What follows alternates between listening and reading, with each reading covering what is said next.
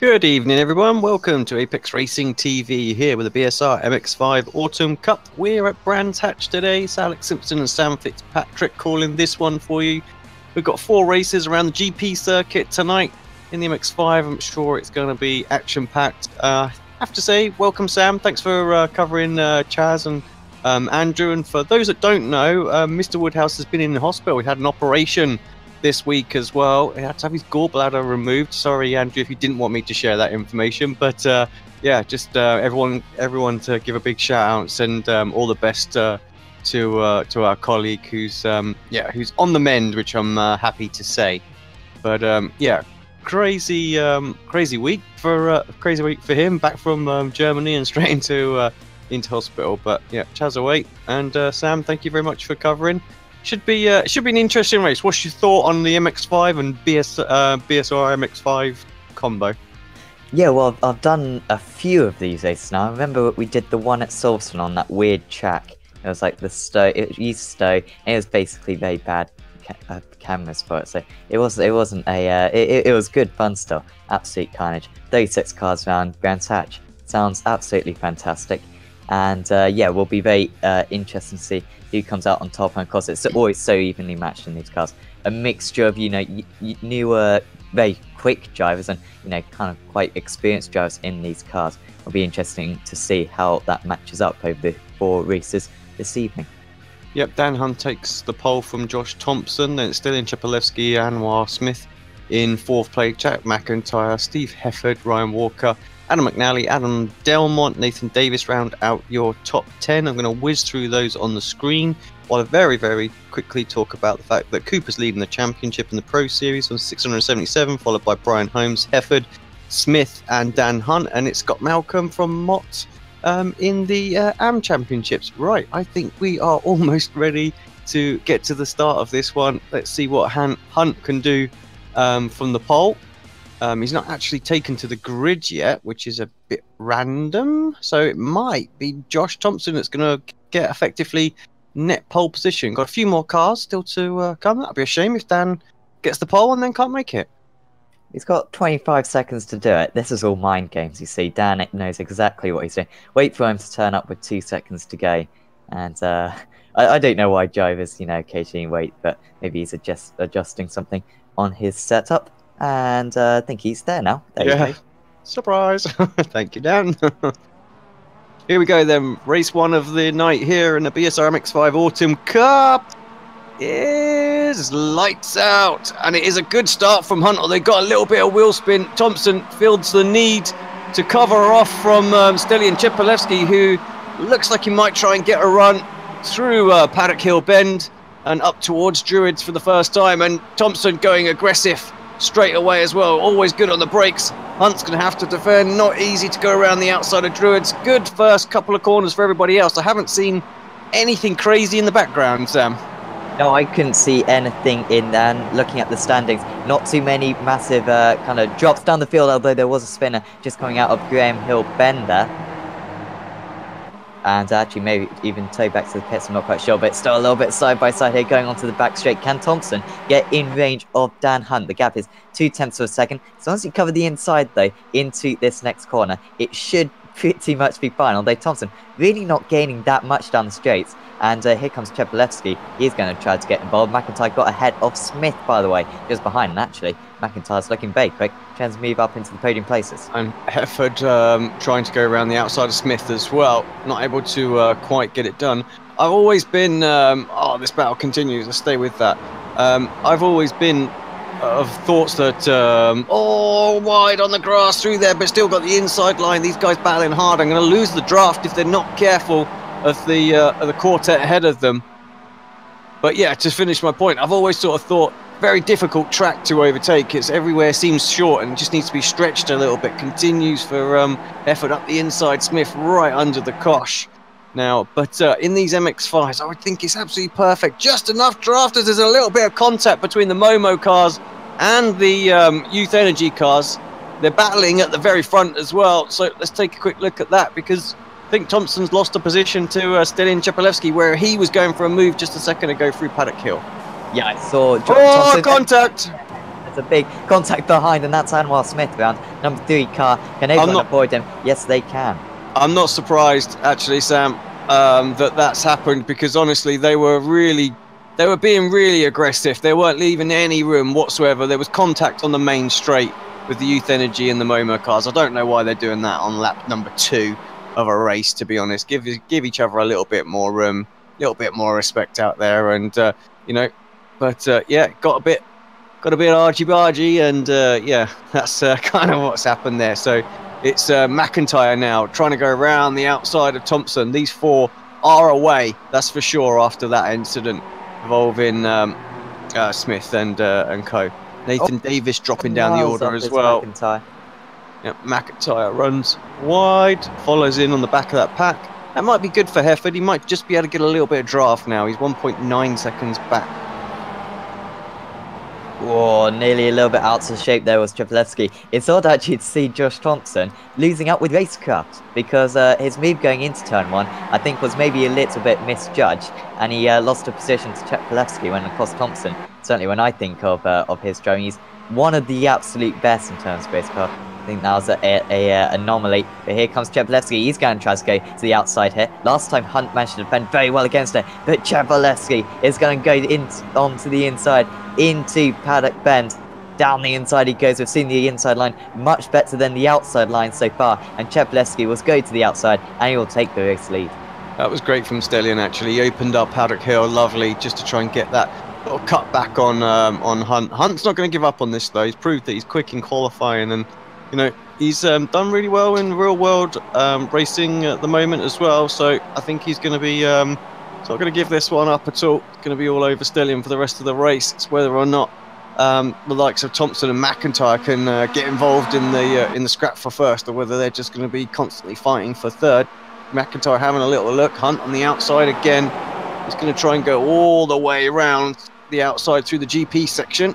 Can't quite manage to make it stick. Thompson defending once again. Sorry for the guys a bit further back, but you can understand why we can't take our eyes off of this while they're ducking and diving right at the front at the moment. Another little look for Hunt.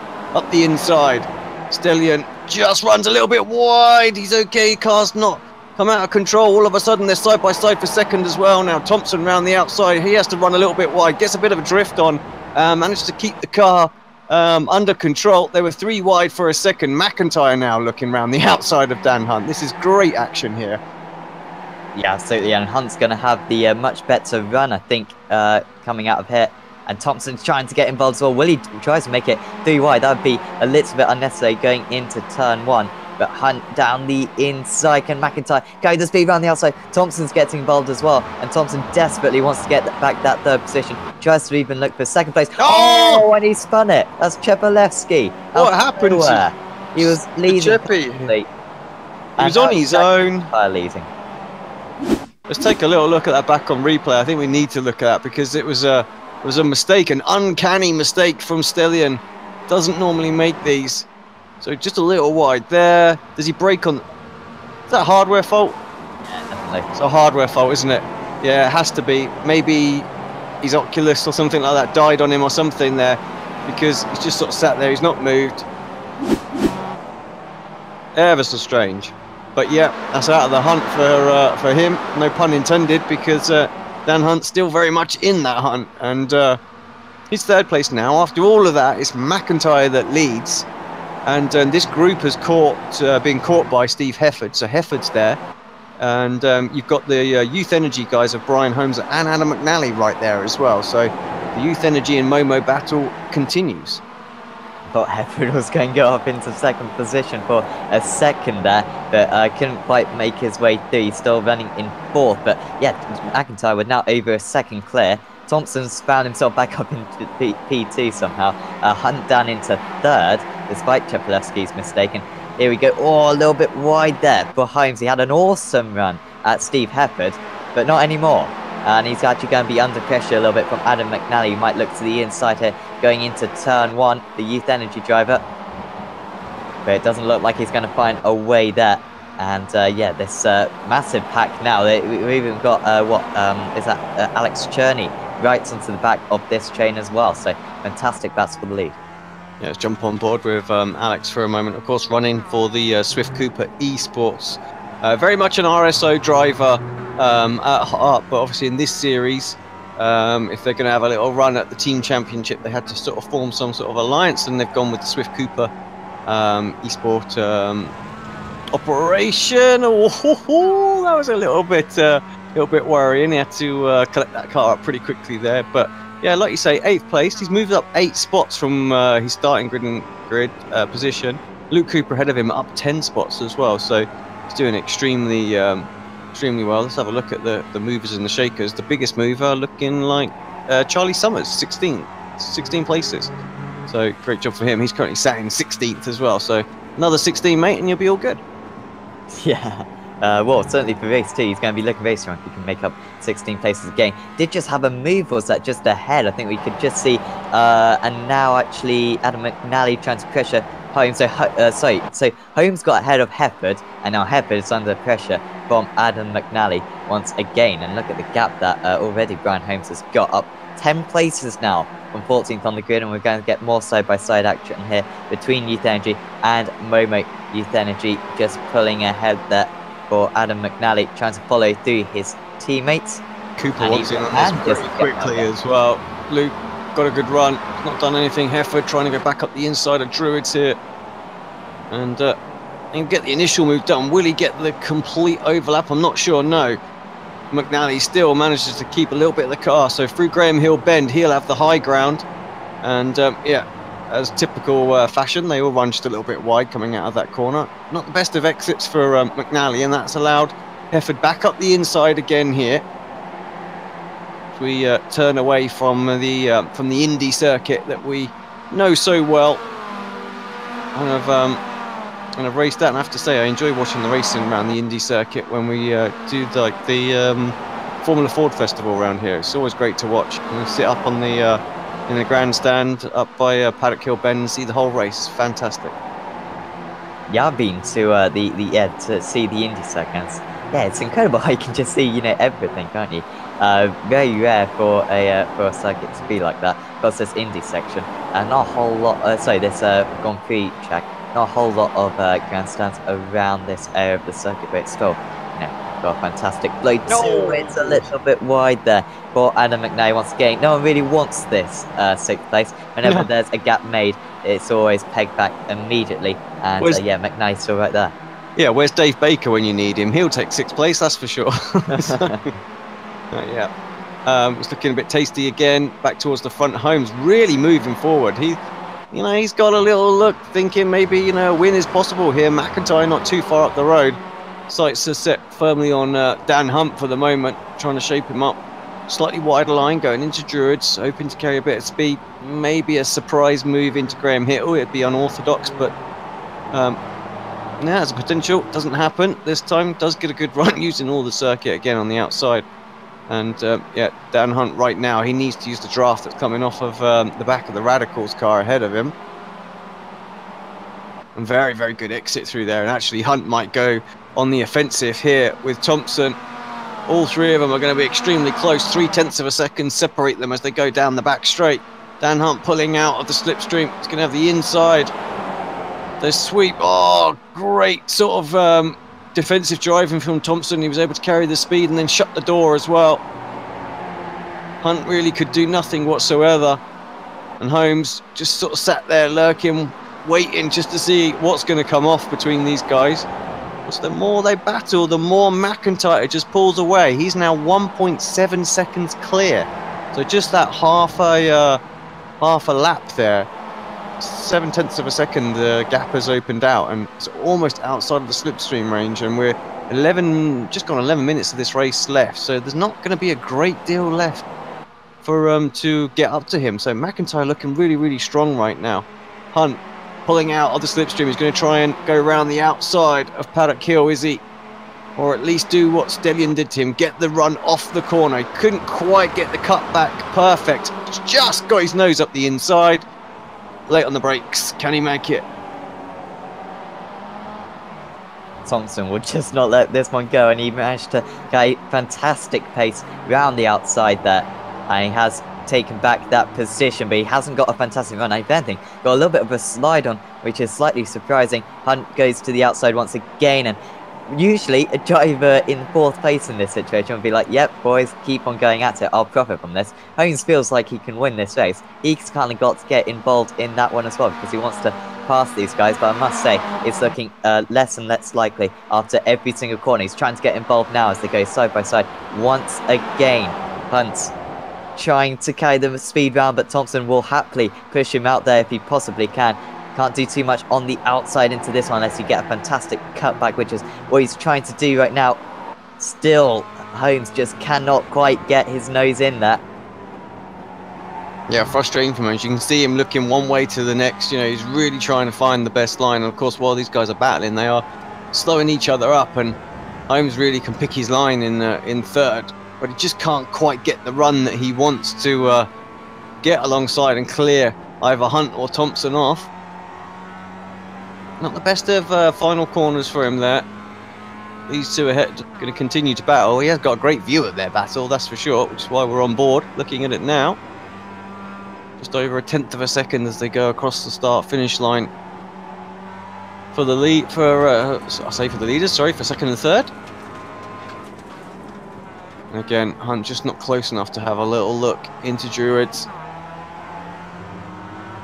Yeah, and every time Hunt kind of tries to go for a move, I think Thompson just wisens up to a little bit. He's gradually learning how to fend off this this 2nd place. Here comes Holmes. He could go for a surprise attack here, because as you can see, the drives take a very wide line into this next corner. Once again, Holmes getting a clean exit, but it's not quite good enough because Hunt still has the slipstream. I think Thompson finishing might have a little bit of damage on that car. Is struggling down the straights a little bit. Here comes Holmes, this time on the inside. Has he got the confidence to really push his opponent off? Holmes is still in there. Oh. He's trying to keep his nose in there, does the wise thing, and lifts off. Yeah, Hunt coming across as well, not giving him the room, making it tricky. He needed to do that, otherwise he would have gone through there. They're slowly reeling back in. McIntyre. Oh, Holmes, massive sideways moment. Is he going to collect it? No, he's not. Into the Armco. That was an unforced error, really, for Brian. It's going to cost him. What that has done is really just freed the podium just to go at it. We are 14 minutes and 40 seconds as they cross the line, so this will be the final lap of the race. And yeah, Josh Thompson, well, he has got 0.7 of a second to see if he can catch up on this lap and perhaps have maybe a little stab at some sort of move in the final couple of corners. I would say it's not been unheard of in this car. The draft really can make a difference. Down to 6.5 tenths now. They head into Graham Hill. Josh using all of the track and a little bit more. Probably got some incidents left, so why not use them? 0.5 second is that gap now, so it's come down nearly 1/4 second already. Needs a good couple of corners here. Very good exit. This is where the draft is just going to come in. McIntyre is like an absolute sitting duck at this point. It's just, there's nothing you can do when you haven't got the draft ahead of you. Just willing to have that straight line speed. So another 1/10 of a second gone down there. I don't think Josh is going to get there. I think he's going to get within about 1/10 of a second, but that's it. Depends. The pressure can build up on the final lap, of course, when you're under the cosh. Is what McIntyre is having to deal with right now. He's been there a few times, though. Good couple of corners again from Thompson. Gap is down to 0.2. He needs to absolutely nail the exit here if he's going to have a move into the final corner. It looks like it's too far. He hasn't got the momentum. You can see on the battle box the gap is slowly extending. So I think McIntyre is going to come out of this final corner if he nails that apex, which he does. First win of the night. Great drive from McIntyre. Good battle from Thompson to hold on to second and almost get there. And Dan Hunt, well, he'll be a bit disappointed with from the pole sitter, but still a really good podium finish for him. Yeah, that was excellent racecraft there from Jack McIntyre. It was all done in those early stages. Once we got the spin from Chepelevsky, I think McIntyre was slightly fortunate not to quite get held up by that. And from then on, once there was a gap, there was no stopping him, because Holmes well, I don't know what happened to him during qualifying, to be honest, because he seemed like the fastest driver out there considerably. And yet he started down in 14th place, and that mistake isn't going to help him too much. He'll just be hoping for a large reverse, because if we get a reverse of 19, then I think he'd be pretty much the nailed-on favourite for that one. But yeah, fantastic opening race of today. It's going to get a lot more chaotic than that for the next few. So yeah, should be good. Let me wait for the final few drivers to come around, and we will get the result standings up. While I'm doing that, one thing I forgot to do was get the wheel to work. Just prep that. Sorry about this, gentlemen.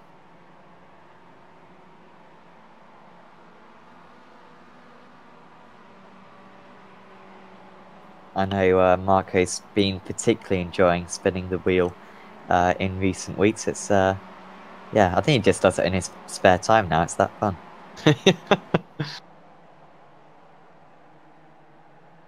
Right. I think everybody has finished, so we have got some final classifications. I will let you go through that if it's okay, Sam, while I just sort that wheel out. Yes, of course. Jack McIntyre takes away the race victory, quarter of second clear of Josh Thompson. It was a fantastic battle amongst those two. And of course, Daniel Hunt as well. He played a pivotal part.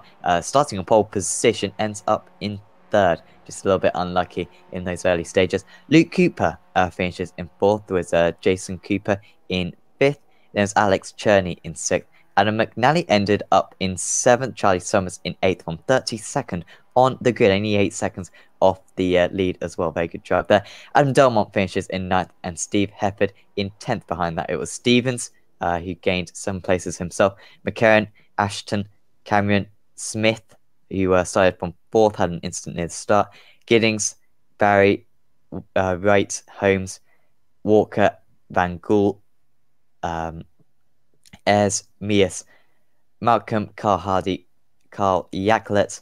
There's David Ayres, Joe McDonald, Craig Jones, Anthony Mott, Rob Graham, Peter Knowles, Stelian Chepelevsky, who of course had that hardware issue. We believe he'll be the last one eligible for the reverse grid. And then outside one lap was Alex Parsons, Rico Stanford, and Nathan Davies. Yeah, Nathan dropped down quite early on as well, didn't he? Some problems. Right, let's get the wheel, let's give it a spin, and let's see who is going to be on the pole position.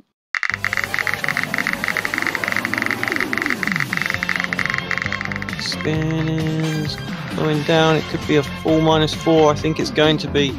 It is indeed, so yeah, full -4. Who will that put on the pole position? Anthony Mott? Yeah, I think you're right, Mott on the pole.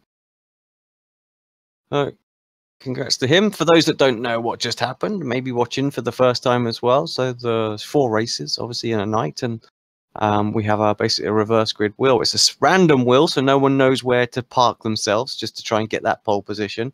Obviously, all the numbers you see on screen right now could be it. So this is the person who finished 1 lap down, a maximum of 1 lap down, -4 basically. So in this case, Anthony.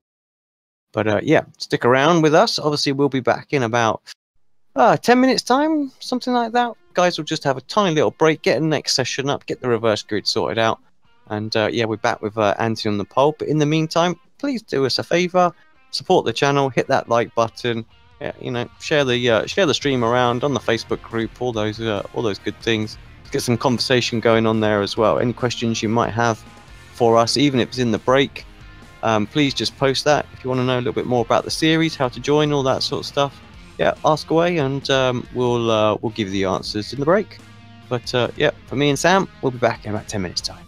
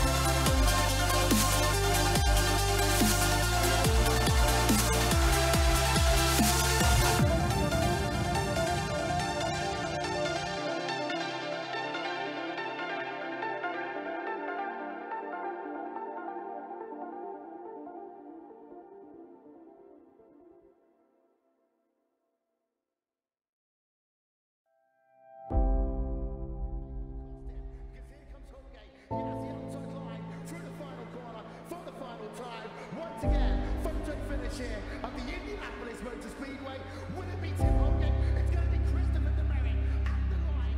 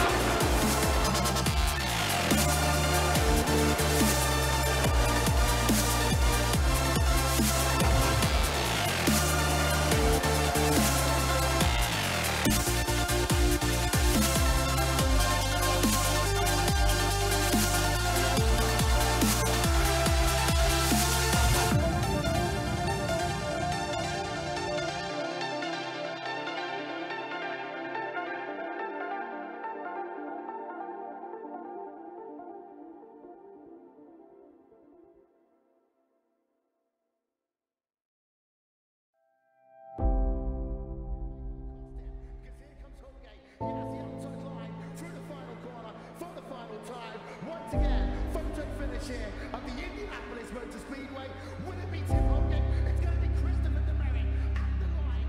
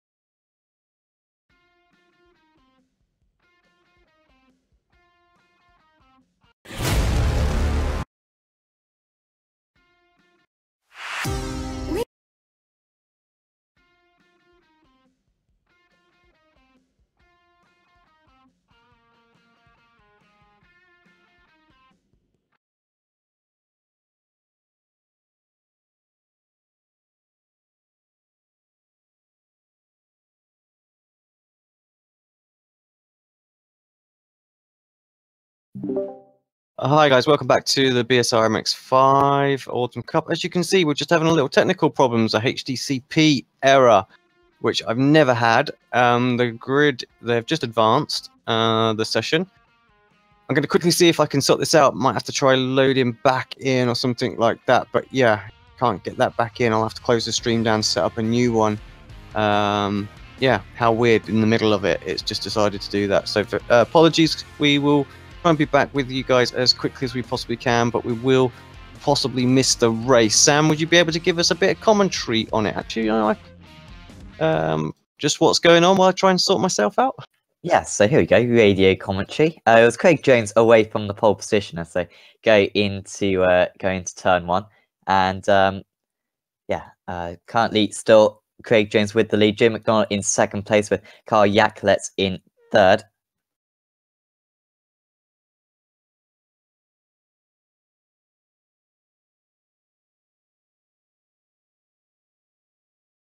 And Jones actually, yeah, building up a bit of a lead. It's currently side by side, a little bit further down the field, but seemingly quite a smooth start for all the drivers out there. But spreading out near the front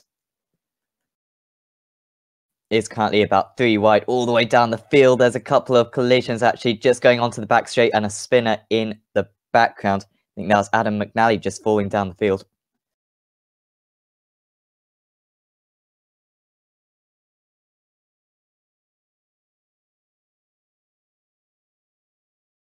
But currently, Brian Holmes, the big gainer, 5 positions gain. He's up into 6th position, actually trying to make his way further up the field currently. So he could be a real danger for this race victory. But as we come to the end of lap 1, does seem like Craig Jones is going just about hold on to it. There is a 4-way scrap for the race lead. It's currently Craig Jones, Joe McDonald, Carl Yackler, and Carl Hardy fighting for the top 4 positions. And as I said earlier, Brian Holmes gets in, trying to close those guys down, along with Pete Van Gool.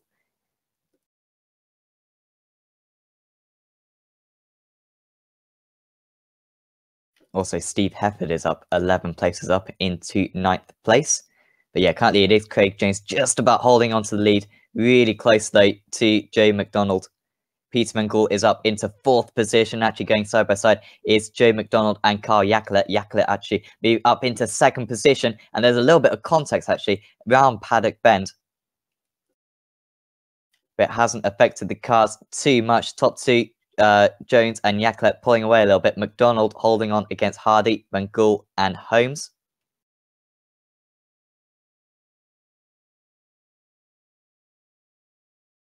Actually, as I say that, Brian has been involved in a big collision. So, of course, fought for race 1 victory, had an incident, and actually he's been taken out in this 2nd race as well. He was involved in a collision with Carl Hardy, so another front runner. So that's, yeah, a big change in this race. Does mean that Ryan Walker has somehow gone from 7th to 3rd just on this lap. I haven't seen him actually make any overtakes. But yeah, it's currently Jones, Yackler, Walker and McDonald, with Hefford now up 15 places from 20th to 5th. Jason Cooper's also up 17 places. Luke Cooper is up 17 places as well. So it's getting quite interesting with maybe the not so quick drivers right at the front, with Jones and Yackler currently driving a very good race. But they are being chased down currently by the likes of Hefford. Smith also up 9 positions up into 6th. I think I have sorted the problem out. We're just loading back into the session now, so can we do that? So yeah, very weird. Never seen that before. Yeah, so just at the end of lap 2, by the way, it is Craig Jones leading, Carl Yackler in 2nd. It's Ryan Walker in 3rd, Steve Hefford now up 16 places in 4th, Anwar Smith in 5th, Joe McDonald is in 6th, Ben Mears 7th, Jason Cooper in 8th, Luke Cooper in 9th, and Scott Malcolm rounding out the top 10 currently. And we have got some picture. Hey! That's not too bad. So yeah, sorry about that, everyone. So yeah, glad we managed to get it sort of pretty sharpish. But yeah, you can already see on the mini map whatever we've missed. There's some separation at the back of the pack as well. So yeah. Something must have gone on that perhaps we didn't see, but yeah, interesting. A few people in the pit lane as well, so yeah, some issues out there. But Craig Jones leading the way for Result Clothing. Carl Yackler behind for Simmortal. Having a little look at the inside. Ryan Walker in the Youth Energy car, right there too. Steve Hefford, he's up 16 spots already. And in 4th place, so yeah, he's got potential. Who's that in the Automate car? That was Benjamin Mears, as the leaders again shape each other up around the outside for the Simmortal car. And what a great move from Carl there. And they're 3 wide now behind. Hefford's going to drive straight through the middle and go up and into 2nd place. 18 spots for the Momo Racing driver now. Phenomenal work in the first 4 laps of this race. You might even get the lead here. Down the inside goes Steve Hefford. and he is going to be able to make the move, and Carl Yacolet is all out of position, and Ryan Walker almost understeering into him there, but Hepburn has made mincemeat of the 19 cars that started ahead of him. He is now into the race. You can see it's all getting a little bit interesting behind. Walker on the outside, a little bit under pressure currently from Jones and Yacolet. Yacolet just having to back out there, and actually Anwar Smith will quite happily have that little position because Yacolet ran very, very wide. Next up is Craig Jones then, and here comes Anwar Smith. It's three-way battle between those guys, as well as Smith goes to the inside. That should be pretty simple. He's up into third, and if you can really get a move on with this, if he can just stay in the slipstream of Steve Hefford in the lead, you might still have a chance at the race win. Yeah, I think so. Another driver that's moving up quickly is Jason Cooper as well. He's at the back of this little group right now, having a little look on Yacolet straight through and past Carl. Oh, spinner in the background. That's Joe McDonald, I believe. Yeah, Joe. Just see him there, just having to recover. Dylan Chepelewski moving back forward after his Oculus failure. It was confirmed as hardware failure, and come on to the chat and let us know it was a problem with the Oculus. Side by side, McIntyre and Ashton, is that? I think it is. So Ashton for Youth Energy in the 98 car, trying to hold off the race winner from round one of tonight's running. Yeah, McIntyre up 16 places, which is absolutely impressive and all. But compared to maybe Steve Hefford, he'll be... Well, I think he's got to be happy with this, Jack McIntyre, to be fair. He is ahead of Josh Thompson. So those guys maybe just getting held up with those incidents, like Alex was saying early on. And that's just put them out of touch, really, of the top 10 currently. But you'd be hard-pushed to bet that they'd finish outside that top 10 by the end of this race. Ryan Walker getting back the race lead. Otherwise, a done deal with Steve Hefford, but Walker is fighting back. Here comes Anwar Smith. Walker's almost off the circuit down the straight, which was a bit unnecessary. He's going to take a nice little line. It does not get affected by the others. And for now, Hefford hang on to P2. I think that was Smith pushing his teammate there just to make sure that he did clear him, and it just caught Walker a slightly wrong place, and that's what pushed him onto the grass. But yeah, in the end, no harm, no foul, and yeah, Walker back to the lead, and Smith having a look at the inside of the penultimate corner.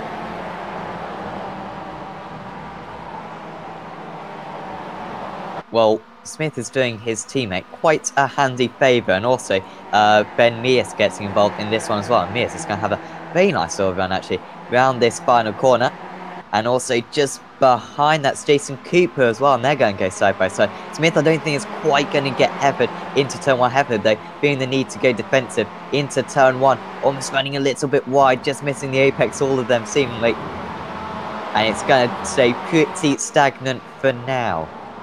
Can't believe how quickly Walker scampered away while these guys are battling. 1.7 seconds is that lead. I think that will get hunted back down, because just a lap or so from a bit of free from pressure from behind. I say free from pressure, but free from assault or attack, whatever, for Hefford. That's what he needs, just to try and close that back gap down again. And who is that going side by side? That is Mears and Cooper, I believe. Yeah, I think so. Oh, here we go. Smith again. Around the outside, he's got it, but will he be able to hold it round there as well? Not easy. Hefford, fair. Didn't leave an awful lot of room, but did leave enough for Smith to be able to still stay on the circuit. Hefford's car always seems to have that little bit of damage on the front. Just front right this time, where in the last race it was the front left. Don't know if it affects his straight line speed at all. I think it's going to make too much of a difference. Yeah, it's a tight, twisty circuit, isn't it? But when you've got such fine margins between each of these drives, a little bit of damage like that can cost you quite a bit. Once again, going into turn one's made it a little bit closer this time. Last time, have to kind of defend in the middle of the track. This time he's going to have to go right to the inside, but this time gets a little bit of a better run through turn one and should be fine once getting Cooper going to the outside. He's just going to do whatever Smith doesn't do, and that could actually prove to be a very useful tactic. But for now, it has not yielded a third position. Yeah, I think Smith that time he wanted to take a slightly wider line into Paddock Hill, but he couldn't purely because you had Cooper there as well, and it was just going to open up a possible move for Cooper. So yeah, he's struggling a little bit. He wants to really put the pressure on Hefford, but he's having to keep an eye on behind. Now this could help as Mias is fighting back for the Automech not kill team.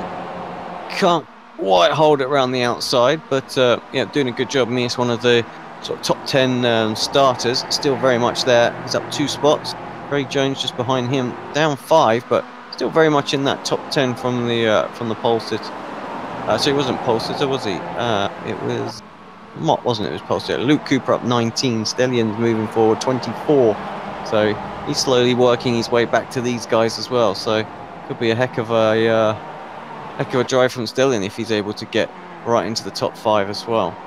Only 3 laps to go when they cross the line. Walker looking good. He is 2.8 seconds clear. We try and look back, and you can't really see him. He's happy.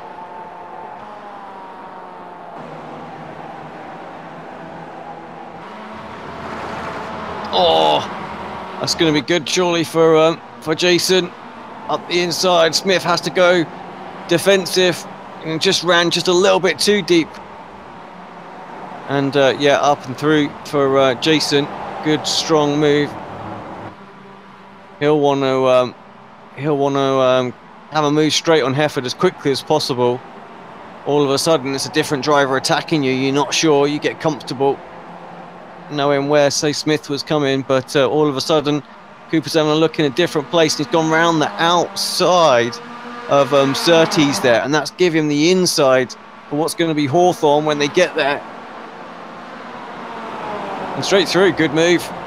Yeah, could obviously, he was sizing that move up when he was in 3rd, and he could see perhaps where the best place was. All of a sudden now, Hefford right under the cosh because Smith got the inside of him as well as they go through Westfields and then into Sheehan, and this bloke, oh, I thought the move was going to be complete, but it wasn't. Good solid defending. It's infuriating when you spend 5 laps trying to get past a driver gets past you and gets it done in about 2 corners, and that's what's just happened to Anwar Smith, and he still can't get the move done. He must be absolutely very annoyed, let's say, in that Youth Energy car, because Steve Hefford kind of knows where to put his car to fend against him, and 8/10 now to Jason Cooper. So Hefford, yeah, well, he might be able to get in the slipstream here, might be able to pull himself back, but needs to stop fighting against Anwar Smith just behind. But he'll be more interested in protecting the podium place at the moment. Here we are, Craig Jones trying to go on a move on Luke Cooper. I think that's actually Cooper making the move on Jones. I think it's just finishing it off. Cooper got through Paddock Hill and then was under a little bit of pressure back from Jones, but yeah, Jones not able to do it. So good move, and yeah, complete there from Cooper. McIntyre and Tepelevsky just having good battles, by the way. I tell you what will be going through Anwar's head right now is like, he just let him go. Why did he let him go? Why is he not letting me go? That's that same thing when it's always like that when you sat behind. It's like, he just made that easy. It's just yeah, and it can feel like that sometimes as well. But yeah, Cooper really just sort of absolutely jumped on Hefford, caught him by surprise. But Smith does finally make his way through, so he is up and into 3rd position now. Can he close back down Cooper? We know how quick Smith is in this car as well, so I feel like he can do it.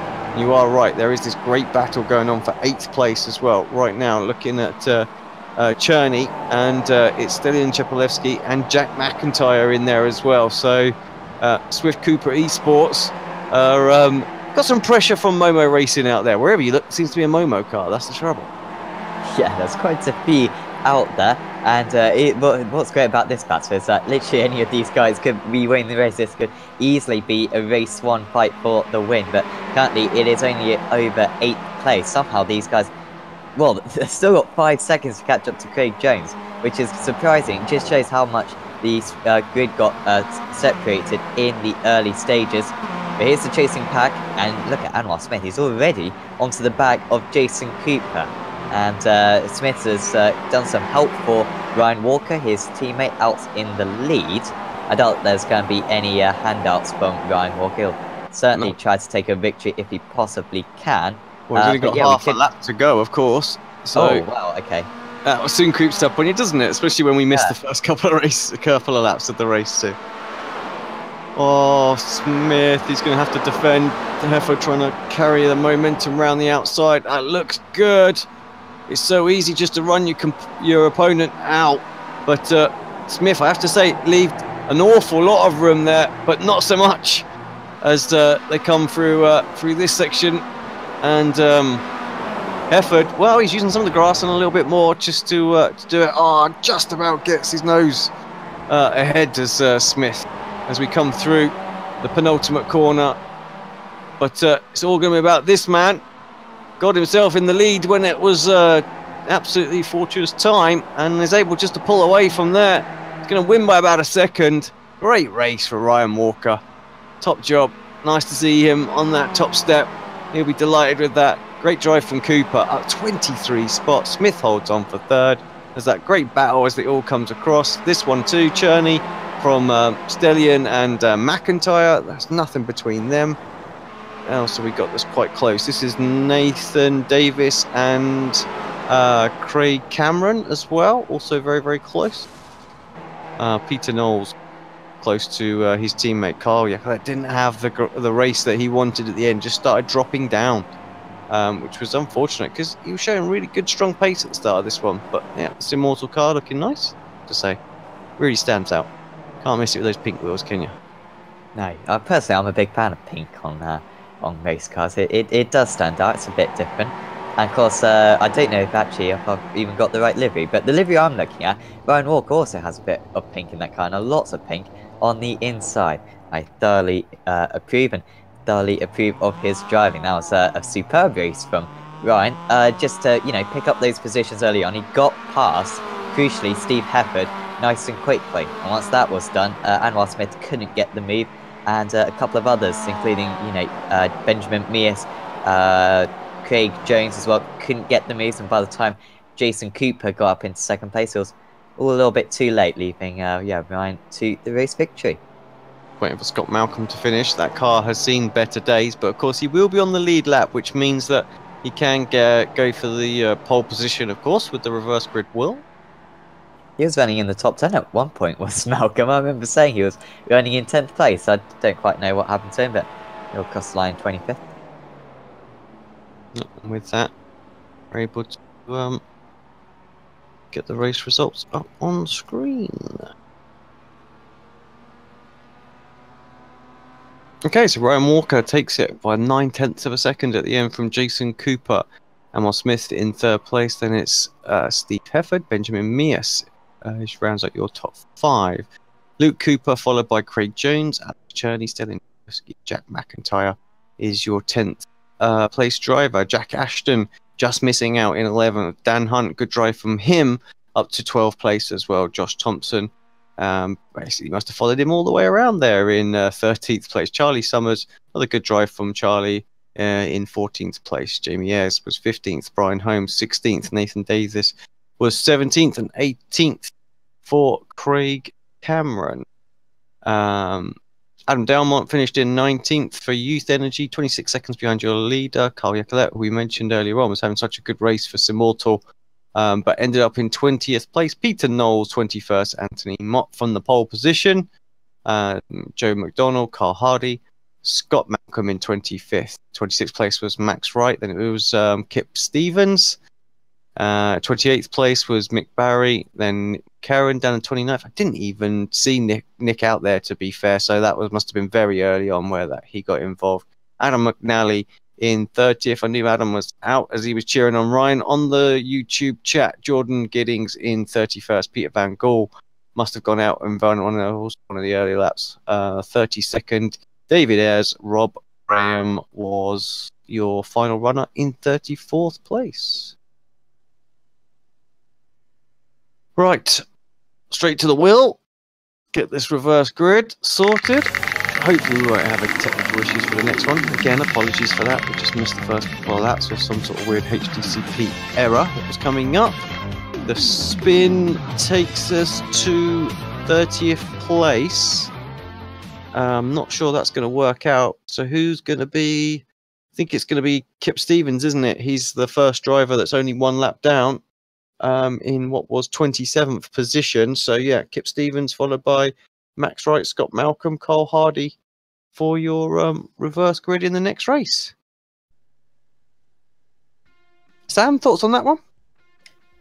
Should be yeah, a good fun race. Yeah, that front group, I don't see too many of necessarily the top runners. Like the first one I see, Brian Holmes, who was 16th in that race, so what, 14th for the second. So it could be very interesting seeing those drivers make their way through the field. And yeah, just another word for Ryan Vogel. That was very well driven from him. That's how you want to win a race 2 in this MX5 Cup. And this next couple of races will be a little bit more difficult for him, I imagine. But yeah, very good performance there in that race.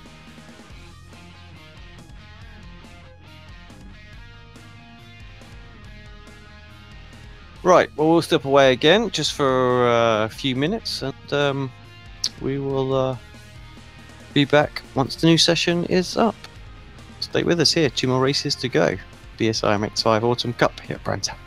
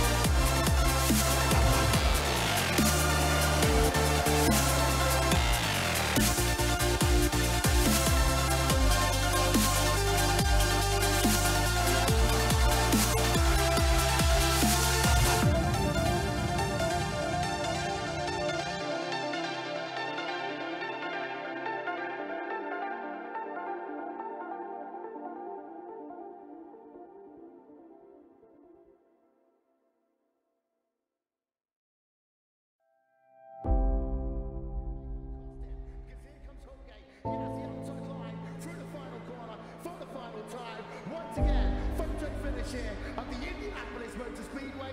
Will it be Tim Hogan? It's going to be Christopher DeMary at the line.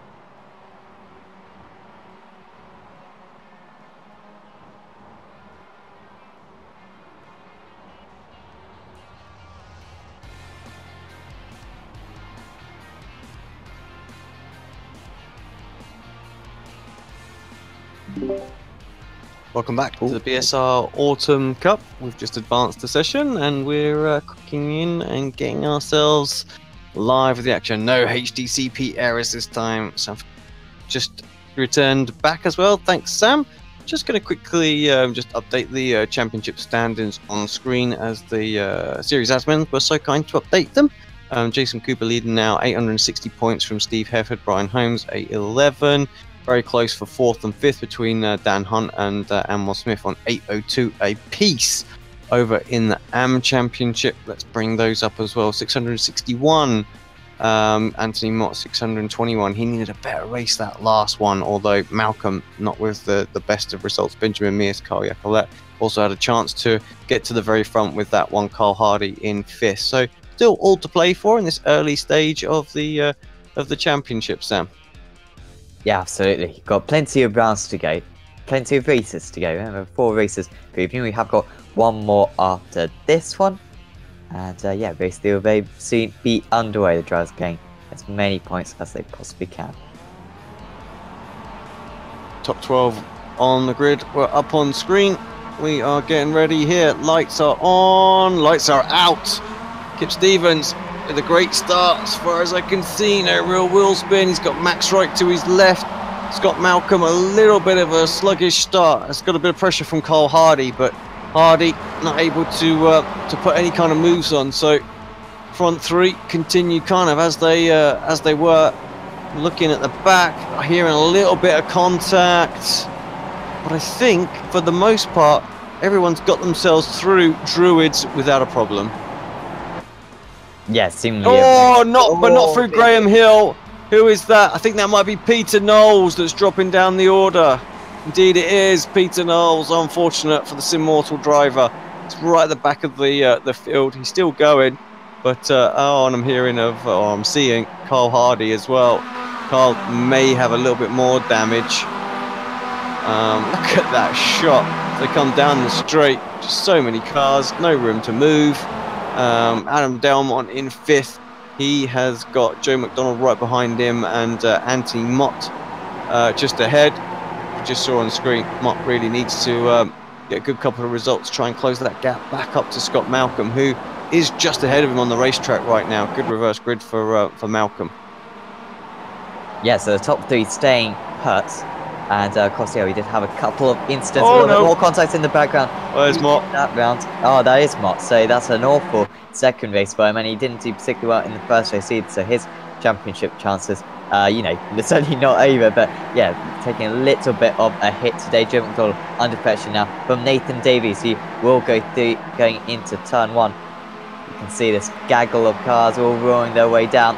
Absolute 3 wide all the way down the field. A little bit more contact, and that can cause a bit of a concertina effect just behind. But Davies pulling away from these guys, Delmont and McDonald. So McDonald's actually lost another position there. Delmont deep on the brakes, but very well judged, and another position lost there for McDonald, this time to Holmes. So really not having the rub of the green. No, it can easily switch back around, of course, just get himself back in line and try and hold on to these quick guys as they're going to advance through the pack. But look, good battles further back as well as we have a little look. Mears in around there, McCarran. We haven't seen much of McCarran. Who's that off? I think that might be Steve Hefford. Hefford is off to the left, or to the right as it is now on the screen. You can see him in the very, very background recovering. So problems for Steve. McDonald's now got Chepalewski all over him and having to defend now from McIntyre. It's just relentless pressure for Joe out there right now.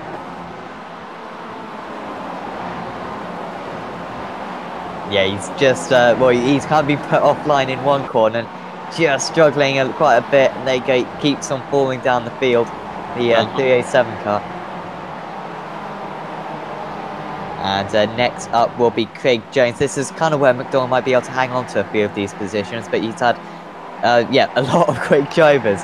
Holmes, Thompson, Ayres, Ashton, Chepalewski, McIntyre, and Hunt have all got past him. So not bad drivers whatsoever. And he's just lost out quite a bit, but still, Kip Stevens leading the way. Nathan Davies going a little bit off the circuit. Even more off the circuit there was Adam Delmont, I think, because he's fighting with Josh Thompson currently. Thompson, yeah, trying to make his way around the outside. But currently, Holmes, yeah, holding on to that 5th place. Can't do it, can he? And of course, Delmont will want to try and hold on to his teammate the best he can. But Thompson is coming, dives up the inside, has a look. Never easy. Round 30s to try and sort of hold that off. It's perhaps not the best of exits, which is why I would have thought he would have been able to have fought back, but actually got an awful exit himself. And now it's Thompson and Ayres that are battling as they head into Hawthorns.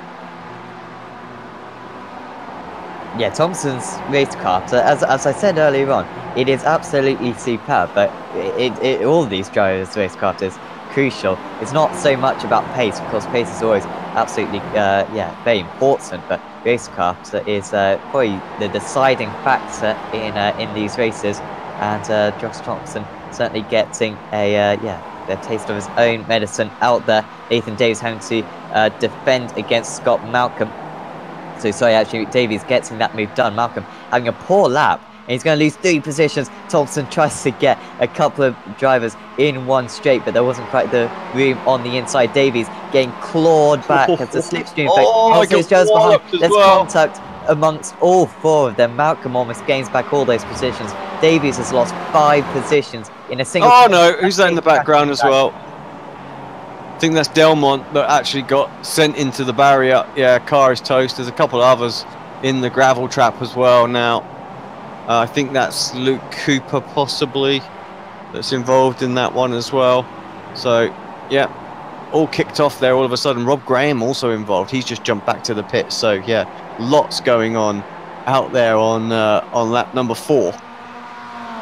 Malcolm's going to be under pressure from quite a few drivers now, because he's maybe not quite as fast as these guys, and he's just got to try to stay resolute, but he is going to lose a couple more positions. Thompson struggling down that straight. A little bit of contact there from Davies. I thought they were both going to go off there. Thompson should just about hold the inside. Still Malcolm falling down the field a little bit. There he goes. Thompson having to push out there. I think that was Chepalewski. And Davies trying to get involved as well. He's just sitting in behind. Thompson trying to hang on a little bit off the circuit there for Chepalewski. He might still have the inside for the penultimate corner. Not quite. I think Davies would be a bit nut because he wasn't doing anything wrong going into Paddock Hill last lap, and he just got kind of, you know, sent from the rear, just got pushed out wide, and he lost all those places. So he'll definitely want to get them back, and even if it means he's got to be a little bit rough to do it as well. Oh, Nathan, he doesn't worry about such things. Oh, he's trying to get involved once again. Of course, he was running up in 3rd place. He would have had a chance at the race victory. Unfortunately, he's down in 5th currently, but right now he's just trying to get back into those podium places. Thompson round the outside. It's almost 3 wide here. Thompson's actually going to lose out here, maybe even 2 positions. The 47 car dropping downfield, going into Graham Hill Bend. Just about holds on, pushes Davies off, and Davies with a nice little slide. That's not going to help his speed though. He's got to try to cover off the inside into this next one, and he might just be able to hang on to 6th place. Yeah, getting attacked by the 2 Momo cars, and actually they almost come together as Davies sort of carries the speed to get out of the way of them.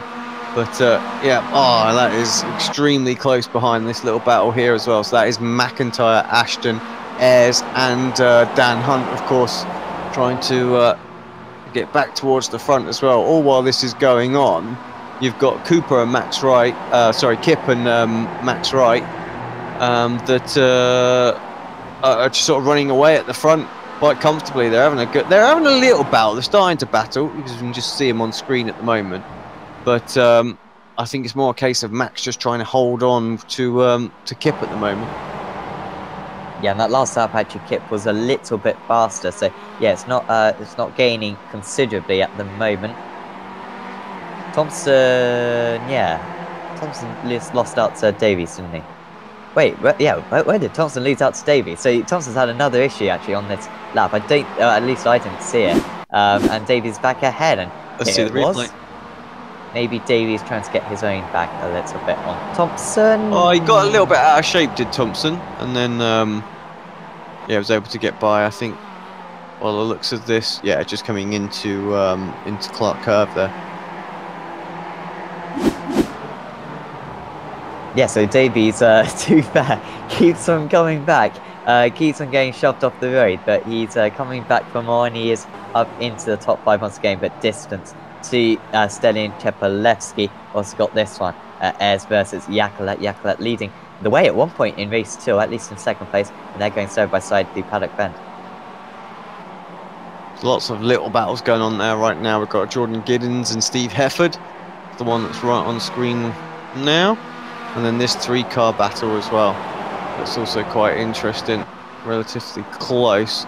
So Smith, Malcolm and Craig Cameron. It's probably closer between Cameron and Malcolm than it is the others. But yeah, this is where the action is. All of a sudden Thompson slipping back. Dan Hunt going through now. Maybe some damage, or maybe he's reached an incident limit or something like that, and all of a sudden has to be a little bit more, you know, it's all about survival. Or has he got a bit of?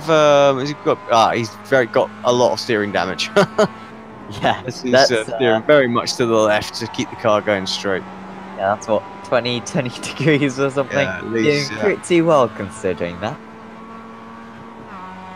All very close between McIntyre and Ayres, as you can just about see up ahead. They are both Momo drivers though, so that well, I say that they're not going to fight. I think pretty sure they are going into turn 2, and actually Davies just behind these guys. So yeah, Ayres must have got past Davies then on that last set. So too, I think did McIntyre actually. So they're both moving their way through. It is now a Momo 4, 5, 6. But don't think it's really going to change from that, because currently the leaders have got quite a handy advantage. Yeah, and of course we're on lap 7 of 10 already, so just 3.5 to go. Let's have a look. I have to say Brian Holmes might make his way to Kip. I think, you know, that could be what could happen. So the Youth Energy could get there. Certainly going to get to the back of Max Wright. Looking at the lap times, it was nearly a second the last lap that he closed in. He's 1.1 away from the lead right now. So I would say by the end of lap 8, he's going to be right on the tail of Kip. It just depends whether or not Max can hold him off. But Stillion lapping sort of similar, about half a second quicker than the leaders. Of course, he had to get some free air. So maybe just at that pace, it's not going to be enough. He's going to need to get sort of mid 36s as well. And then he might just get to the to sort of Kips and Max Wright as well. Let's have a look, see what he does as he crosses to the line. Wait for the graphic to update. So it was a 37.4 that time, best lap of 36.6. So again, only about a half a second quicker. He's using all the track and more for Stellium. But yeah, so he's not going to get, I think 4th place is going to be where he is, depending on how much these guys battle. But Brian Holmes, he's the man that can get to the front. I think that's where the action is going to be in the final 3 laps of this race. Yeah, he's certainly the man who can win this race, but he could have won races 1 and 2 as well. Because race 1, he was fighting for a podium going into the last few laps, and race 2, he was running very near the front in the early stages, looking like the race favourite, but managed to get involved in a collision as well. So he's certainly due a race victory today, because he's been absolutely superb in terms of pace. Also struggled a little bit in qualifying as well, which put him out of position for that race 1. But this one could be his redemption. And yeah, he's got Max Wright and Kip Stevens to get past. Of course, in the last race we saw Anwar Smith crucially getting stuck behind another driver going in in the middle part of the race. Holmes cannot afford to get held up, but they are all kind of closing in on one another now. Only 7/10 of a second separate the top 3 as Holmes goes to the outside now into the final corner. He's going to carry that momentum round the outside. Can Max Wright push him out? Not quite, it seems. And with the better momentum for Brian Holmes down the pit straight, he is going to take that 2nd place as Max Wright just lifts off there going into turn 1. Yeah, sensible for Max. I mean, sometimes Max will, you know, and I take this purely from my experience with Max in the BSRTC. Max will absolutely defend for his life on everything, but I think he's got a chance of getting dragged up to Kip here. So, and if these guys, if those they battle, he's still got an opportunity to win. So perhaps a little sensible, just having that little lift, seeing if he can stay with Holmes through this next sort of lap and a half, and you never know, he might pick up the pieces and get a win out of this. So yeah, I like that bit of driving. Kip Stevens though with a 1 second gap, so it's going to take Holmes at least to the end of this one to catch. So he's going to have 1 lap to get the job done. Is Brian Holmes, if that, he might only have half a lap to get it done. But those top 2 seem pretty set. We've also got Anwar Smith and Jack Ashton as well, and Smith just got past Ashton, up 17 places now, up into 8th place.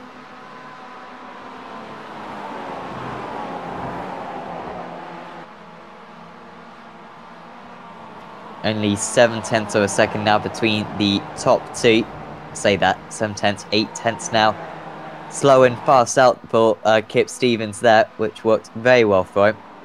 He was 6/10 of a second slower on the last lap.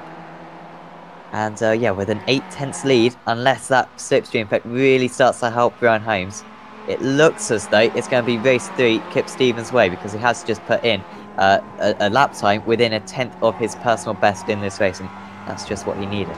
Yeah, you're right. That was a great lap actually for Kippy Dud. He did need that, and to keep, you can do that again on the final lap to make it difficult for Brian. So 6/10. I think I was going to say you need to keep it over half a second going down the back straight.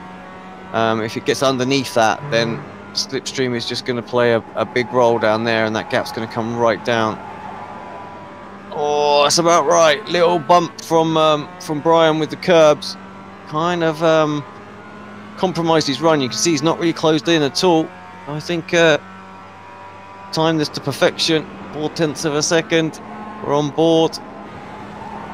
What can Brian do through this final section? He's giving it absolutely everything. Really working the wheel. Using all that track. Just important for Kip really just to nail this. Don't run too wide. It's going to have to go a little bit defensive. Brian closes in big time on the brakes. Just the final corner then. What's Brian going to do? Is he going to try and go around the outside? Absolutely he is. Going to give this absolutely every shot that he possibly can. Will he be able to get a bit of a cut back? Think he might be able to. This is going to be extremely close on the line. I think Holmes is going to get this by an absolute gnat's whisker. Oh my word, that's ridiculous close. Thousandths of the second. But I think he just got there. 1,000th of a second for Brian Holmes. Wow. What a great race. 1,000. Talk about leaving it to the last minute. Oh, that's right. That's after the film. Oh, I was getting worried there. Oh. Good little battle as well between the Auto Mech guys, but that's all done and dusted. Everyone literally crossing the line already. Here we go. This pack was really close together. I think it's just Carl Hardy who sort of struggled. Got a little way to go before we're able to bring up the results, but yeah.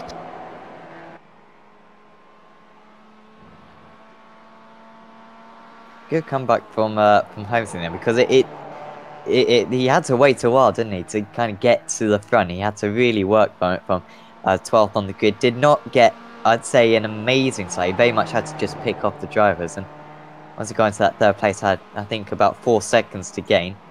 Caught them, and yeah, had to that literally got it as late as he possibly could.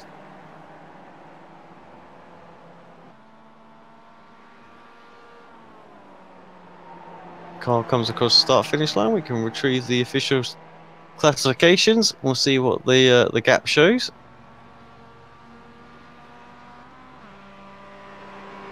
And he's through.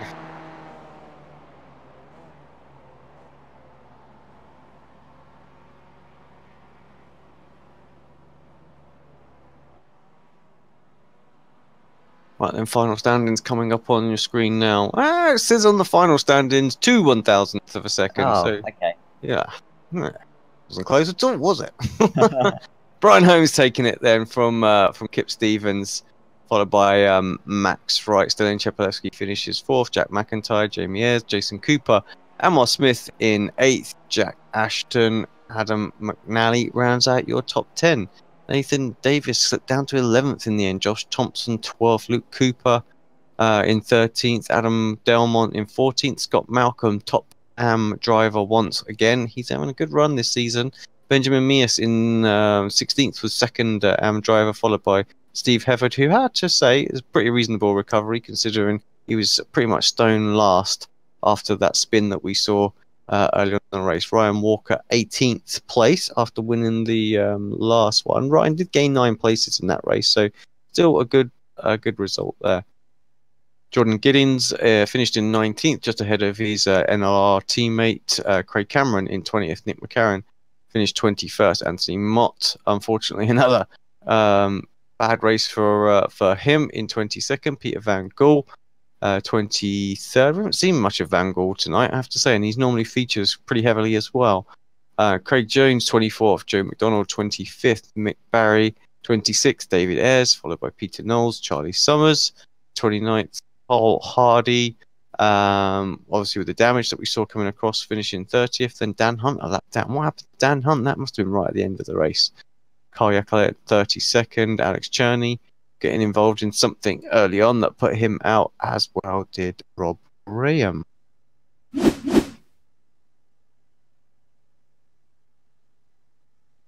Right, straight to the reverse grid wheel. Final time for the night. See what the grid will be for race number 4.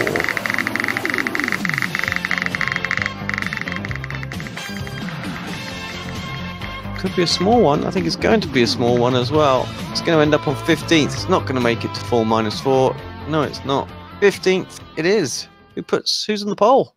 Scott Malcolm is on pole position. Benjamin Mears and Steve Howard. We will just say, sorry guys, you haven't. You're not quite on the reverse grid, but Scott Malcolm is on the reverse grid after starting from 3rd in this one. So all his luck being used up today with Adam Delmont joining him on the front row. Also, Luke Cooper and Josh Thompson on the second row. That could get very interesting between those two.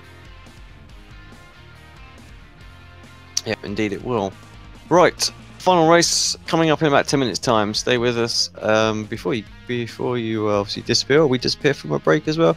Do us a favour, hit the like button, give us a thumbs up, share the video, and on the social media groups, Twitter, all that sort of good stuff. If you wouldn't mind, let's get some let's try and build this series up, get some get some eyes on the series, and get those view counts up. Right, everybody, thank you very much. We'll be back in about 10 minutes' time. Stay with us here on Apex Racing TV.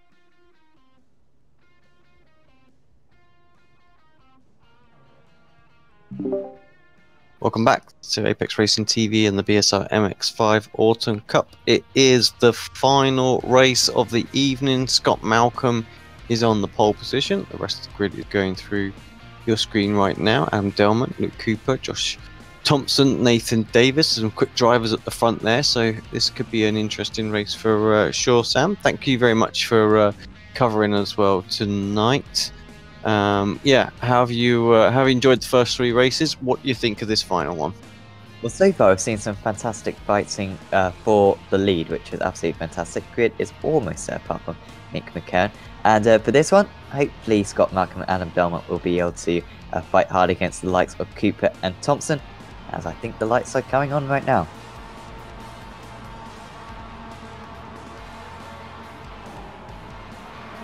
Here we go then. A little bit of drifting off the start there, just with the camber of the circuit, and actually Delmont's got a phenomenal start compared to Malcolm. Malcolm gonna have to get his elbows. Oh, he's spinning in turn one. Disaster for Malcolm. He had such a good run of sort of form at the moment as well, and the reverse grid meant he might be able to extend that lead in the AM Championship, but he's still going. That's the fortunate thing, but he's gonna have to come from the back. Yep, a long way to come back. I don't think there can be too much blame put on Adam Belmont there. He just got a very good launch. Malcolm saw that he had to try to do something to hold on to the lead, and in the end that did not work out his way. But Belmont with a very good start. Thompson actually getting ahead of Cooper. That could be very important. If Thompson can get past Adam Belmont nice and quickly, we could see him pulling away quite comfortably out in the lead. But it's not going to be easy against Belmont. No, not at all. With the drivers that are around them as well, I feel like they're just all gonna follow with them, and then there's not going to be any kind of gap or anything like that. So yeah, it's going to be very tricky indeed. There is a little bit of gap forming up, and that is between actually Hefford and Holmes. I think Hefford will probably close that down. Kip Stevens, who of course just missed out on the last race in 14th place, just behind Hefford, and then Max Wright as well. It's close for the front, side by side in fact, as Thompson has a little look up the inside. He's got this move done.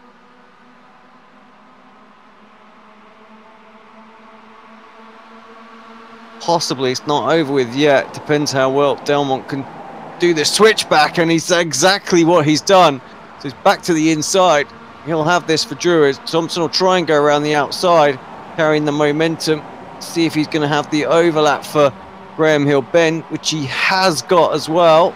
Oh, there's a spinner in the background. That's Stelian Chepalewski around, and Thompson, I think he has got this in the end.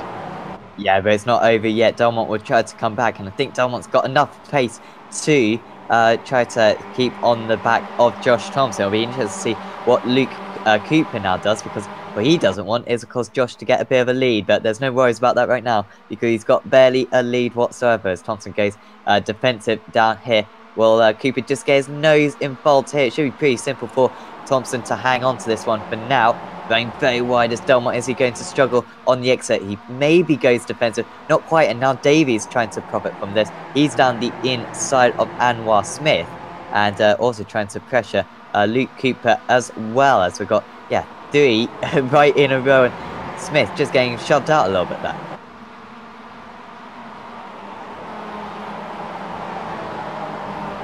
Yeah, he didn't really lose in places, did he? But yeah, I think it's tight, it's fierce at the moment. Final lap, final race of the evening as well. Everyone's just a little bit more aggressive than perhaps they were earlier on. Steve Hefford and Brian Holmes exchanging positions. So Hefford did close that gap back up. Like I say, it was over 1 second. So yeah, the Momo driver able to hunt down. That's to be expected in this pack. And yeah, Holmes is the meat in a Momo sandwich right now out there. And what's that towards the front? That looks pretty tasty as well. That, I believe, was McIntyre having a little look at Luke Cooper going into Druids. Cooper able to hold on. He's got his teammate ahead of him, of course.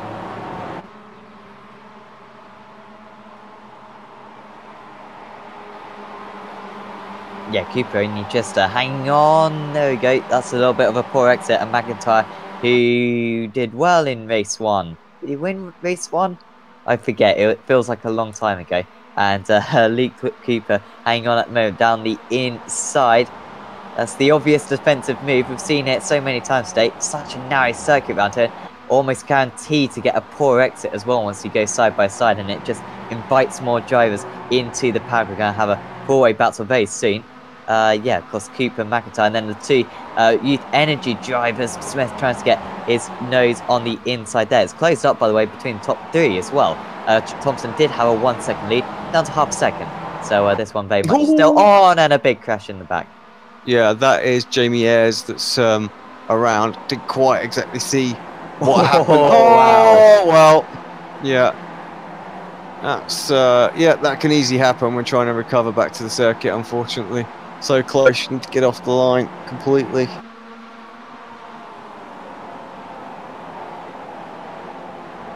So yeah, Delmont, like you said, able to stay with Thompson.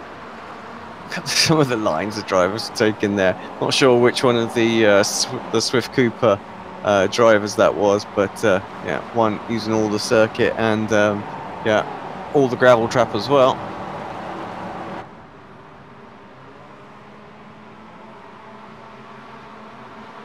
Still very much alive this one because yes, you're right earlier on, Alex. There's absolutely no chance for a gap to be pulled out. Thompson, yeah, did have 9/10 of a second, and Delmont managed to reduce that in about a lap.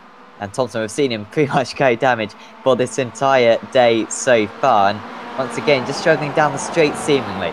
Delmont trying to get the cut back because there's not too much of a chance here. Thompson feels as though they need to cover him off. And this is inviting Nathan Davies, who always seems to find himself near the front of the field today. Benefits quite a bit from the reverse grids. Hasn't played into a podium result yet. But this could well be the difference. He could well finish on the top step of that podium.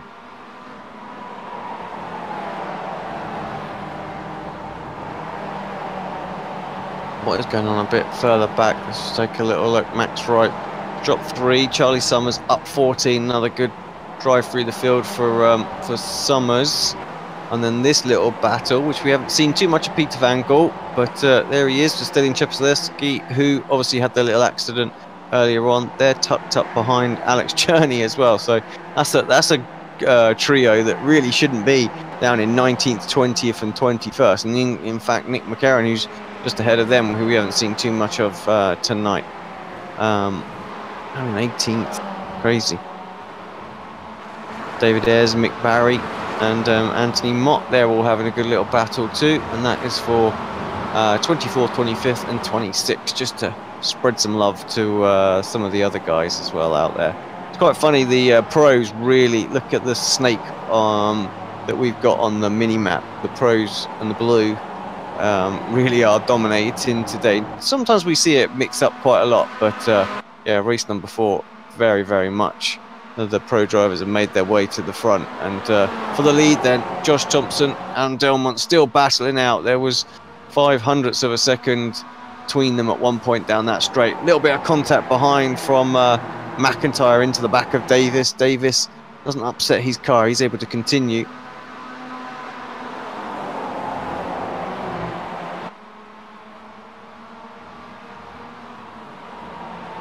Thompson just extending that gap out a little bit through those couple of corners. It was down because they were side by side, of course, before. It's just gone up to 0.4 once again. And Delmont, well, kind of needs to improve that maybe right at the end of the lap. In the first half of the lap, he seems absolutely perfect, does Adam Delmont. But that second half of the lap just loses a little bit. Can McIntyre get the move on Davies? Certainly McIntyre looks a little bit faster. He's gone to the outside into turn 1. Can he get the cut back? Not quite, but he might still be able to look to the inside. Davies covered it off well. But whilst these two fight, they are just losing touch with the top two. They are still within, what, 0.6 of a second. So it's fine at the moment. They don't want to do that too much more. Otherwise, it could turn into an issue. And while Smith is clear of Luke Cooper now, so he'll be closing in as well. Hefford was off the circuit, coming out of Druids as well.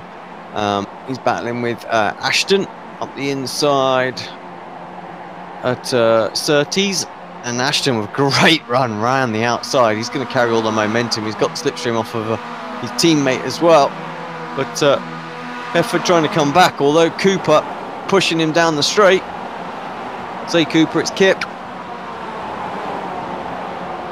Why is that the name? Why is it Kip Cooper? He just changed it in the league just to, to throw us out. Likes to do these things. And we're easily manipulated as well, so... Of course, because it only shows the surname on the battle box, you see, so we straighten it. We should go full blown and just do some overrides in there, so whenever his driver ID comes up, it always just comes up with Ellis Stevens. That'll work it. Walker having a good little battle as well in this one. Obviously had a good result. Race number 2, tucked up behind Dan Hunt right now. We'll want to try and get by. It's a bit of a gaggle ahead of him. Can't see that it's going to make all that progress. Look at that. All having a little look on each other. Hunt not able to do anything into turn 1.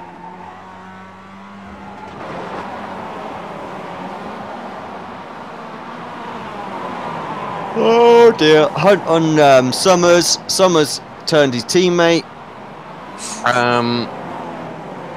Yeah. Well, that was... Don't want to do that, do you?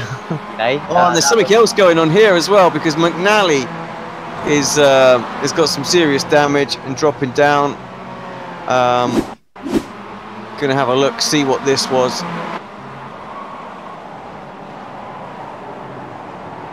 Could be just, there was a crash. Yeah, there was the 2 Cooper drivers crashed as well. So all of a sudden, 4 Swift Cooper drivers in one foul swoop got themselves involved in something, and boom. Let's just take a quick look. I want to see. I don't cover too many crashes in a minute, but I think these need some action. So that's McIntyre, was it, on Nathan Davis? Spun him around. Yeah, Davis then. He collected 2 of his teammates. 3 cars. That's all 5 Swift Cooper drivers involved in an incident. Literally simultaneous. Could you believe it? You can just imagine what their Discord was like.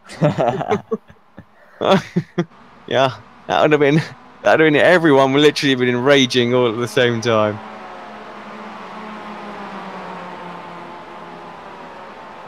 So it does mean Thompson has a 1-second lead. I think McIntyre's going to be able to get back to that. Still, this one's alive. So Delmont fell down a little bit, unfortunately. He's down to P4 now. He's still got a chance at the race victory, though. I don't really know how he dropped down. I think it must have just got shoved out maybe at turn 1 on the last lap. Well, I just think he had to avoid that accident we saw there, so...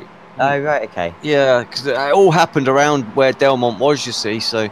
Yeah, I think he's just having to be careful. But I think he'll try and follow his teammate. Smith definitely got the pace over Adam, so... They'll try and work together and see if they can get to Josh and McIntyre, though.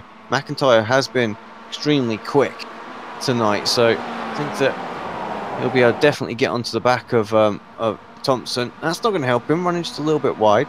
We've got it's about 2.5 laps to go. Thompson was superb in qualifying. He's qualified on the front row. I don't think he usually takes part in this race, does he? So very impressive from Josh. And since then, though, he hasn't quite had the same pace of the likes of McIntyre. He always just seems to be falling a little bit further back. I think he's just missing that couple of tenths. And in this race, he's being caught kind of hand over fist currently on the last lap. Admittedly, he was faster, but we'll compare lap times this time. Josh Thompson comes across the line now and does a 1 minute 30. 8.15 compared to McIntyre's 37.67, so half a second faster, and the gap is only half a second. So he's going to have 1 lap to do it, is Jack McIntyre, but after what we saw in race 3, I would not bet against it. No, I think you're probably right, but I think a lot of that half a second came from the draft. I think that's what it's kind of worth in this car. So there's not much between them, so it's not going to be a straightforward overtake, that's for sure. Just seems like in that first half of the lap, Thompson seems to lose a little bit, especially compared to Delmont. That might just be where the slipstream is at its most prominent. Could see a move at the end of this straight. Will McIntyre goes to the outside? He will, but he knows that Thompson is not going to let him round there. Although he's going to still try, maybe get the cut back, not quite. Thompson just knows where to position his car. He's been in that situation so many times today. And the chances of running out thick and fast.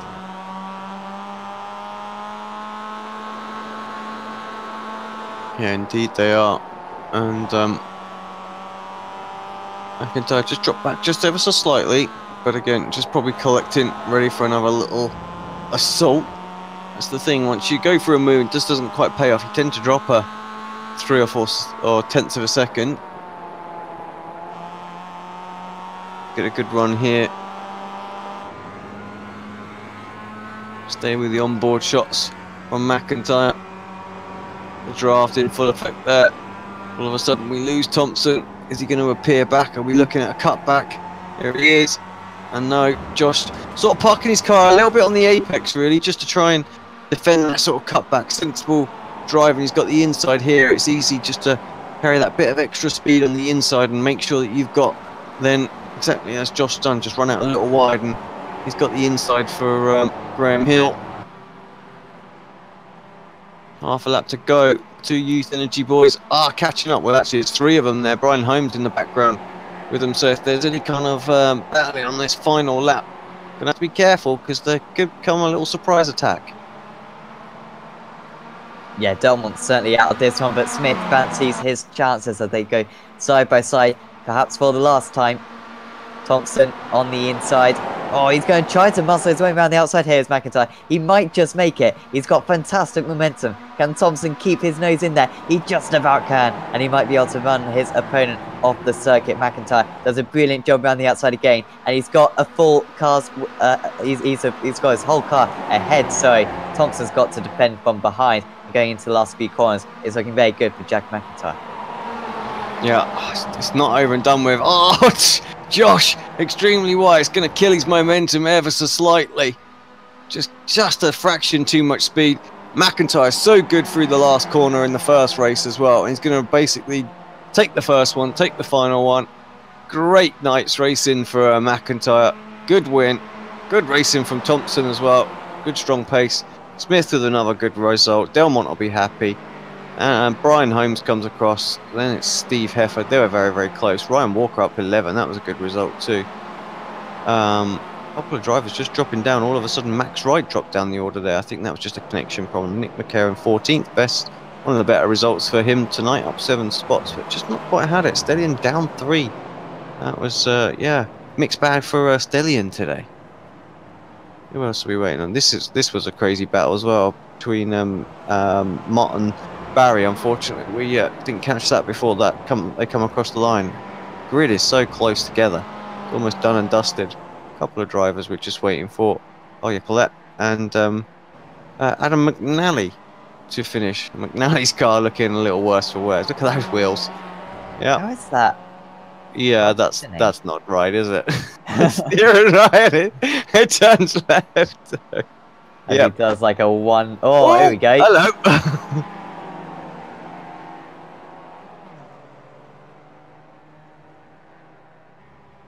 Stellion appears from nowhere. I guess Stellion took the Indy circuit, not realising that drivers were still finishing there.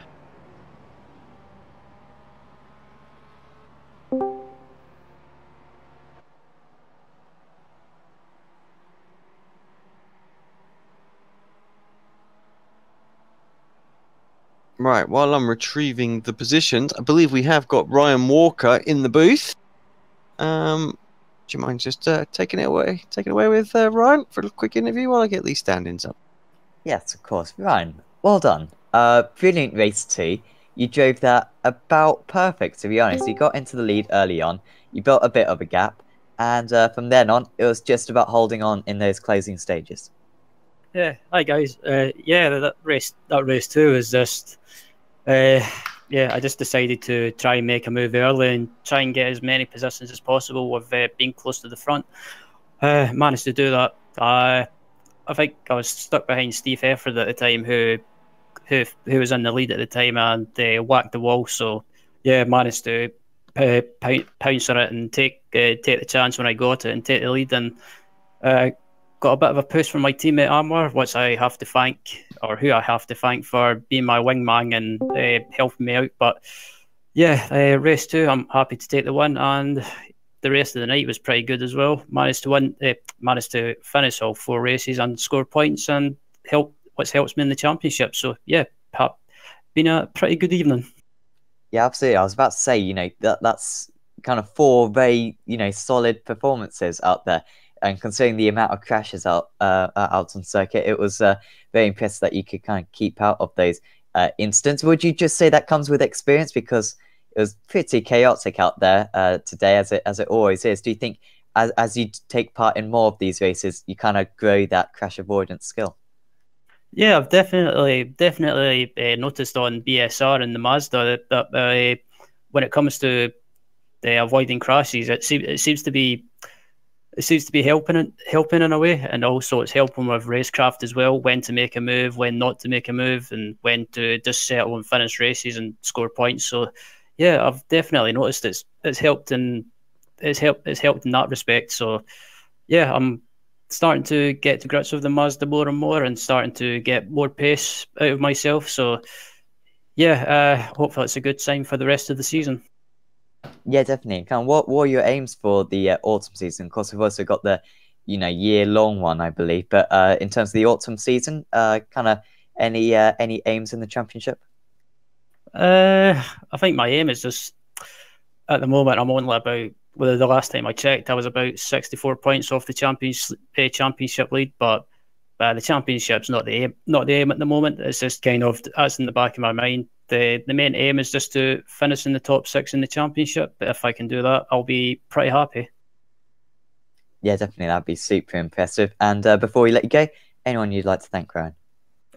Just the Youth Energy guys. Also, Amwar, as I mentioned, just for being my wingman in race 2, and just to the rest of the team for helping me out in the Mazda and just helping me get that pace out of me, but also just for making it an enjoyable team to be with. And yeah, we all have good fun, and looking forward to the rest of the season.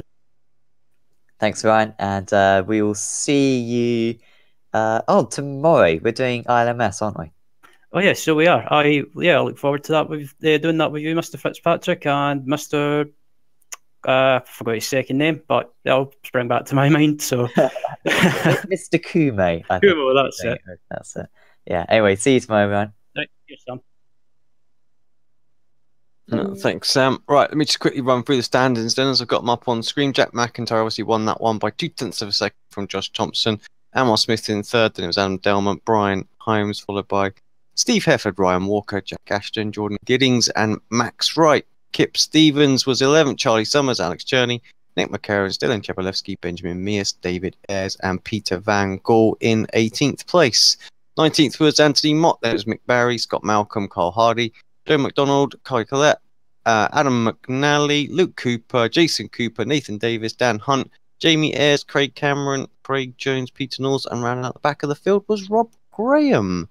And we have got with us the driver who finished second in that race and had pretty decent meeting. Josh Thompson. Hello, Josh. Welcome. Hello. Yeah, tell us a little bit about your night, mate. Look like you had a lot of fun out there, to be fair. Fun, but I'm really frustrated. Had HE issues all night, my throttle, just randomly spiking and getting stuck at 80%. That's why I've been so slow in a straight line tonight. Can be a pain. Yeah. Yeah. What's the DIVX view program that you're gonna have to hit and see what's going on with that? But yeah, it can be. It's just like nothing appears, and then it'll be sorted, go into a race, 4 or 5 laps will be fine, and then it'll start kicking in. Yeah. So the first 4 or 5 laps in that race, I knew I had to get away, and then it started just getting worse and worse and worse, and there's just nothing I could do. But besides that, it was good meeting, I had good racing, but that's why I was being really aggressive with defending. It was the only way I could stay ahead. Yeah, it makes sense. Yeah, if you're suffering there with the position. Throw, I spoke to Niels at the Sim Racing Expo there. He is pretty good, so if you are having those issues, do get in touch with him, because, if there's got like a bit of a dodgy sensor or something like that, I know he'll swap them out even on the slightly older pedals. So, yeah. I will be. Yeah, I need to get a new one. It's been doing it for the last month or so now, but it's been bearing, but I can't expect to race this, especially when it comes to like Pro Sim and stuff like that. It's just impossible. Of course, yeah. Yeah, the last thing you want is to spike it from 24% in the F1 Yeah, car as exactly. well. That will, that will not end too well. Yeah, well, like you said, considering that, I mean, even strong, even better, overall performance really, just to get the results that you have. So yeah, well done on that. I'm going to quickly just sort of rattle this last interview off with Scott in a second as well. So anything you want, or anyone you want to give a quick shout out to, and thanks before we let you go.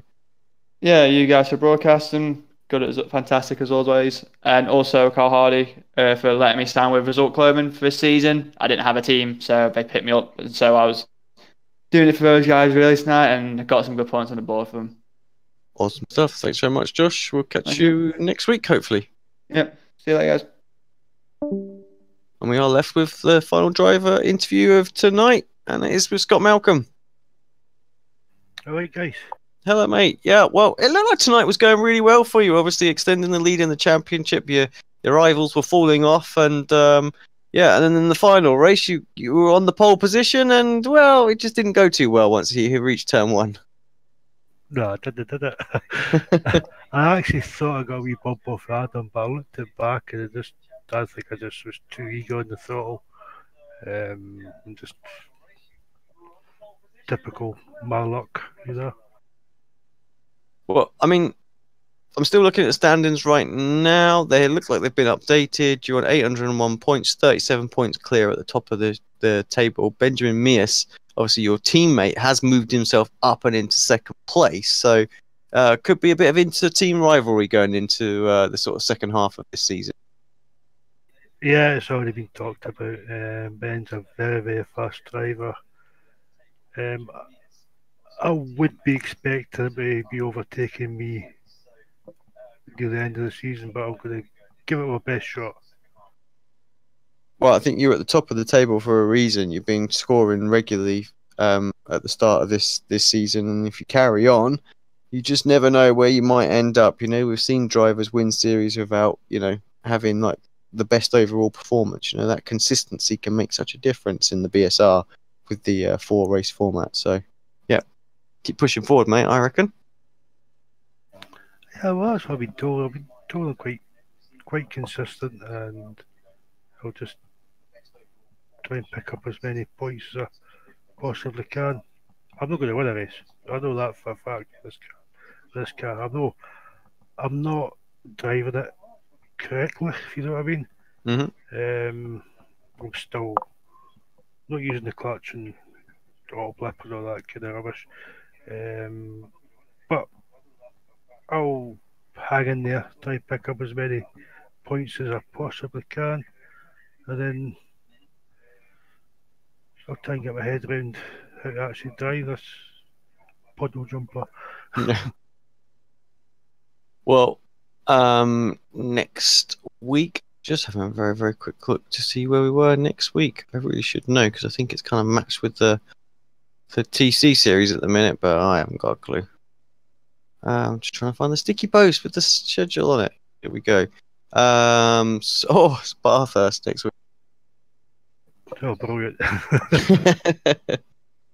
Wow, if there was ever a circuit where you just need to be consistent, it's that one, isn't it? Yeah, that'll be fun with this car, I think. Well, I wish you all the best for that one. Anyone you want to give a shout out to, mate, before we let you go tonight? Yeah, just Automech, East Kilbride, and Dr. Racing Circuit, and you guys for putting in such good podcasts every week, day in, day out. Cool. Thank you very much, mate. Enjoy your evening, and yeah, I'll see you on the grid on Thursday. Yeah, aye. Cheers, Alex. See you, mate. Bye. Bye. Right, Sam. Thanks very much. Wrapping up this show pretty quickly. Again, just appreciate you jumping in and covering tonight, mate. We have 4 good races to call, I have to say, even if we missed the first 2 laps of race 2. Yes, apart from that, it was a great night of racing actually, and it was just good to see every race. It went down to the last lap in terms of the race victory, which is absolutely fantastic to see. Of course, McIntyre got the 2 victories, got 2 of the 4 victories, but by no means would you say he was necessarily, the runaway winner. any of them, or certainly the best driver. It was just so competitive. Certainly will be tuning into the rest of this series for the till the end of the year. It's been a very big success to still have this many drivers sticking around and committing so much time to it, considering that this it's been going for quite a while now this year. Yeah, indeed it has. Right, thank you very much. Thank you everybody for tuning in. One more time, just hit that like button or the thumbs up. Share it on your social media and stuff like that. Let's get some eyes on this series because it really is starting to get a lot better as well. And it'd be good to see if we can get just a few more in. You know, just regular 40-car grids would be epic as well. So thanks very much, everybody. We'll be back obviously tomorrow with the Le Mans series. Thursday it's the BSR TC. A night off Friday. Is it the V8s this weekend, Adam? Sam? Yes, it is. And Yeah. the team stream, yeah. And there's obviously the Grand Prix, the World Championship stream as well, because they're back-to-back basically races now, almost to the end of the year. So there's that, and then Sunday we've got the iRacing Grand Prix Championship, which is an F1 league. That's not this week. That's the following week, I think. Oh, they Every okay. other week. There we go. And then the BSR Porsche series as well. So yeah, busy few days here on Apex Racing TV. Thanks very much, guys. We'll see you next week.